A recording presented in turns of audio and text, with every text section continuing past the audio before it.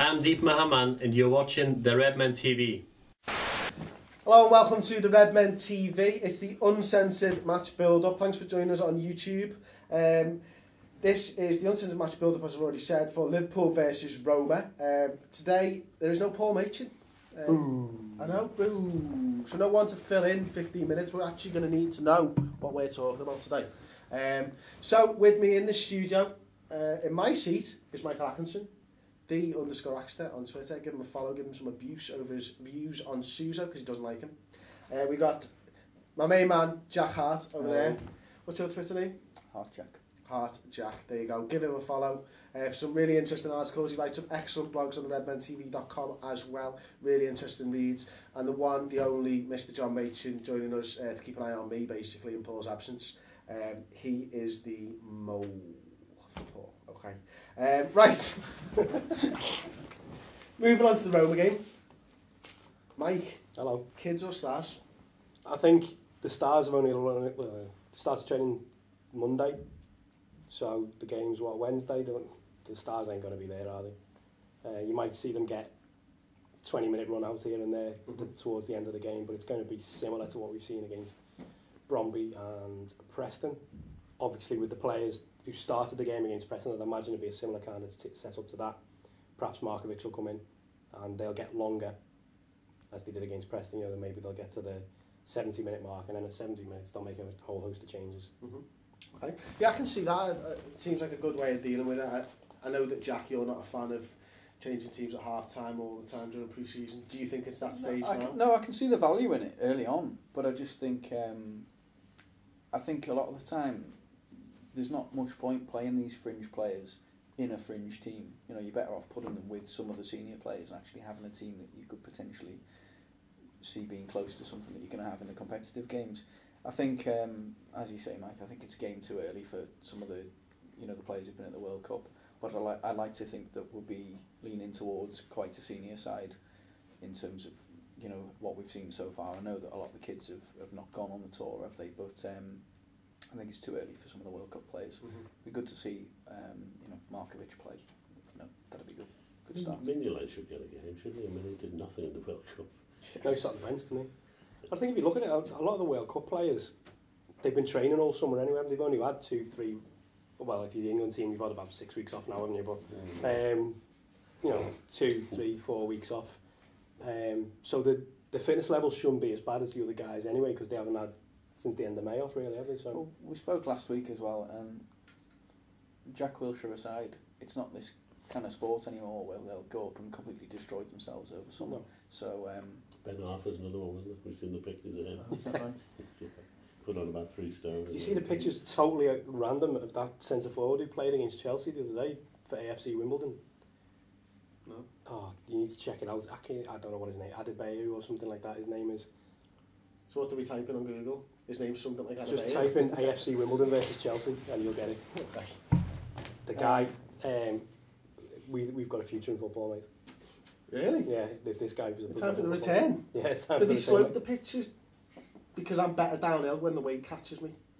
Going uphill, I'm no good. I'm Stopping's your problem now, isn't it? Yeah, stopping is a problem. It's They've got like hoardings for that, don't we? It's like Forrest Gump, isn't it? When he's playing American football. Everyone has to stand there going, stop! Just dive on someone, squash a kid in the front row. Anyway. Those, the World Cup players should be in good nick, though, shouldn't they? They'll have been on holiday, but compared to lots of other people, they'll have been looking after themselves. They will. Right, we're going to move on to Roma. Actually, I'm going to change up the agenda a little bit. Finished second in the Serie A last season to Juventus. They had a really, really good start. They're a really good side. They've got some top players still. They've got Maicon, Balzaretti, Totti is still playing somehow. Legend. De Rossi, and now Cashley as well. So they've got a really good side. John, is it going to be a bit of an acid test of our Champions League credentials? No, I don't think so. I think it's too early for that. I'm not even sure. What you don't know is where they're up to in their pre-season stuff, and whether or not it's going to be like an exhibition game to some extent, because it's a bit of a showpiece, isn't it? Being at the Red Sox Stadium, and, Well, it's the 2 FSG-owned clubs, isn't it? Yeah. So it's a bit of. I suspect we might see more of the World Cup players than we we might otherwise have done, but they won't be killing themselves. Yeah. You know. Oh, you think that the owners are going to be putting a little bit of pressure on? Yeah. That makes sense. Bit of an exhibition, get the crowd in and stuff. But hopefully it'll be an entertaining game, and you know, because the pre-season up to now has been, you know, it's only for purists, isn't it? You wouldn't watch them otherwise. If both teams do well over the subsequent tournament, we might well be facing them again very soon. Yeah. Could make the final of the Guinness tournament. Are they in the Guinness tournament? They are, Are they? Yeah, we're just in a different group to us. Oh, I didn't realise Well, that. They could even be in our Champions League group. They could be, yeah. Might know them very well by Christmas. They're in the group with Inter, Real and United. So Good group that, isn't it? Like, Yeah. it's a good group. United Like, are finishing last in that, aren't they? hopefully. Yeah. What I'd like for our top range players is to meet up with those Boston Red Sox guys from 10 years ago or whatever, who just missed out on their title one year by the skin of their teeth and then came out the next year and won it. I'd really like our players to meet up with them guys, you know, to see how their mentality was and, you know, talk to them about how they went about winning it the second year. Maybe that should be Paul's mission while he's out there. Get the Okay. two Find together. them to get the two together. We'll tweet him later. Yeah. We'll have to tweet him. Yeah, that's a good idea. I think that's a really good point. Now, I think if the squad can get a little bit of advice off those types of sports people that they probably will respect a lot of those players. You know, sportsmen respect sportsmen, don't they? At the end of the day, Absolutely. it could be a really good thing for Liverpool. if that doesn't work out, sounds like a very good plot for a sports film. Yes. Right, trivia question. Dave, isn't it boring? It's just pre-season, isn't it? Yeah, it's pre-season. You got the pre-season blues. Okay. Everyone remembers the famous Houllier return to the bench after his heart condition in the 2001-2002 season. A sensational 2-0 victory marked the day against the Serie A champions, but which two players in the Reds starting lineup would go on to appear for Roma later in their careers? Good question. We're going to move on. I missed off one Roma star man that they've just recently signed, Turbe for €31 million. They got high hopes for him. They signed him from, was it Hellas Verona or something? I don't know what to say about football. Yep. Really good player. Someone who I think is a real sort of danger man for them if he fits in. And they're rumoured to be after one Shaqiri, who's apparently having a medical there, as we spoke 2 days ago about this.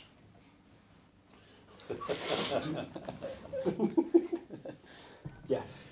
What do you think of Shaqiri? Because, you know, at one time he was linked with Liverpool. Think he'll be a good signing for Roma and he'll fit in with the players we I think he's a good player. Clearly not fancied at Bayern Munich. I was hoping he was going to come to us at one stage, but then obviously with the signings we made, I'm more excited about Markovic than perhaps I would have been with Shaqiri. He's a funny shape, isn't he? He's like a Shaqiri? Yeah, he's stocky. He's stocky, isn't he? But he scored a good hat-trick in the World Cup. He was good. Yeah. He was good in the World Cup, like. Yeah, I think he's a good player. Be a great signing for Roma. I think he'll fit in and he'll tear the Italian league up, to be honest with you. He struggled to fit in their shirts, won't he? Them Yeah, Roma that's shirts tight, that are always pretty bursting. Yeah, yeah. Struggle with that. They should have probably thought about that when they signed him. Yeah. What idiots. He's not going to fit in our shirts. You can't sign him. Or he'll just have to wear it permanently. Right, what The formation? tattooed onto his braids on him. There you go, I like that. That'll be in some kind of weird, there'll be some kind of sexy website going up with him in these, like, yeah, henna tattooed Roma shirts all over his body or something, like. Anyway, what formation do you think Rodgers is going to set up against the Italians? Because were they playing a lot of three at the back last season, Roma, or was that more Juventus? John? I've no idea. Jack? In terms of what he'll do, I don't think it'll matter what they do. I think he'll just do what he's going to do with his team, you know, mix and match. I think we need to get our plan primed, don't we? And we're going to face lots of teams who play in different setups, so we don't focus on what they do. Just make sure we're doing our thing right, and that we can face that shape and setup when, you know, teams like that come on to us if they do play a I different think that's a shape. good thing to carry throughout the entire season, isn't Yeah. it, Mike, as well? I think he's clearly working on a shape so far, isn't he? In the 4-2-3-1 formation with the lone striker. I don't think the team will be that dissimilar to the one that started against Preston. Obviously, if Emre Can's injured, then there's a decision to make who comes in midfield, whether it's Joe Naib, whether Markovic starts, whether Suzo comes in. it's up in the air at the moment, but I think he's probably going to settle with that, and then he's going to start, because he hasn't taken that many of the kids with him, if you remember. It's a 33-man squad, but not a lot of kids, is it? So what you're going to start seeing is maybe 1 or 2 of the kids coming on and getting some time, but the whole idea is to start getting your main players, your key players back in and match fit again, isn't it? So they'll be the ones who'll be making coming on to replace the Carling Cup team, as I called it after the rest of the game. Following on from that, Mike, what do you want to see from the players who do take the field against Roma? I want to see them go out and win. I want to see it. We've had 2 games now where it's been about fitness. Now you're playing against a big team. I mean, no disrespect to Bromby or Preston, them 2 games are solely about fitness. Now you're going into a tournament in the summer, so you've got to start hitting the ground running. Last time we played Roma at Fenway as well, they beat us. So there's surely got to be a little bit of, going for a bit of revenge there as well. It's got to be in the players' mind. And also them players who are going to start the game. If you think about it, if they look at the bench, there's 10, 11, 12 players, international players ready to come into that team. So them boys are fighting for the place now. Mm-hmm. So now it's time to start showing it and showing what they're made of.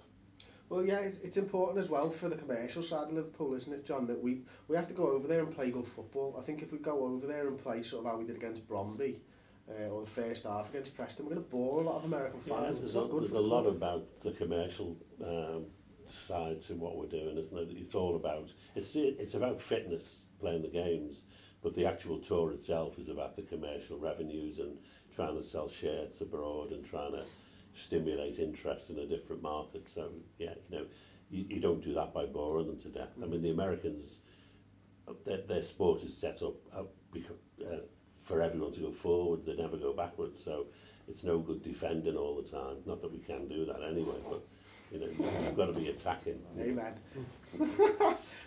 Well, the American supporters were sort of treated to a 0-0 in the World Cup, weren't they? Which there was a lot of suggestions. Yeah, it was an exciting 0-0.